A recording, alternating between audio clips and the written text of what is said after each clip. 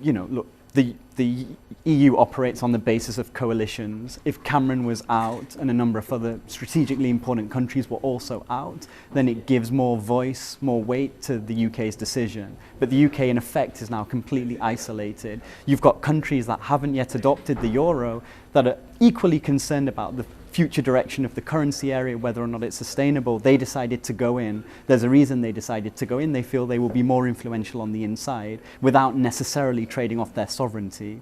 So I think this speaks to the difficult position Cameron is in domestically, but now in effect he's out in the cold, and it's going to make the UK's relationship with the EU going forward much more complicated, much more precarious. Tapez quelque chose sur le clavier éventuellement? Oui, bien sûr.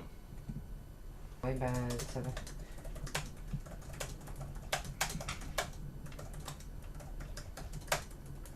La décision de Cameron, qui est véritablement une surprise et un choc, je crois, dans une certaine mesure, pour les partenaires européens,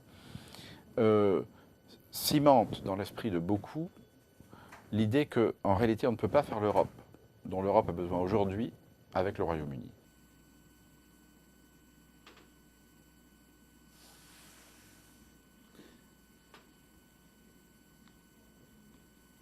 I think we will see continued stalemate, and I think that the financial markets will be disappointed about that. I think that the only solution on the table, on the basis that the bailout facility is unfunded and therefore is inappropriate to turn to for either bust banks or bust governments, is for the European Central Bank to print euros. That's got to happen. At some point, Mario Draghi is just going to have to get the Bundesbank monkey off his shoulder. However, until that happens, I don't think really anything very much has changed. Whilst treaty change may be great for the medium to longer term, I think there are issues there too, but the market needs answers and it needs them now.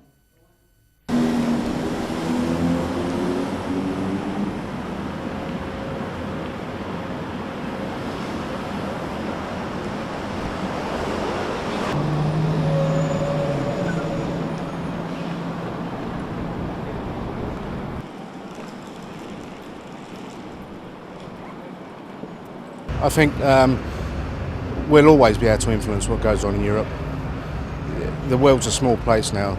There's no separation really between the UK and Europe. So whether it's written or not written, there's so much business that goes on with the European community behind the scenes, behind the government. So no, I don't think it matters at all.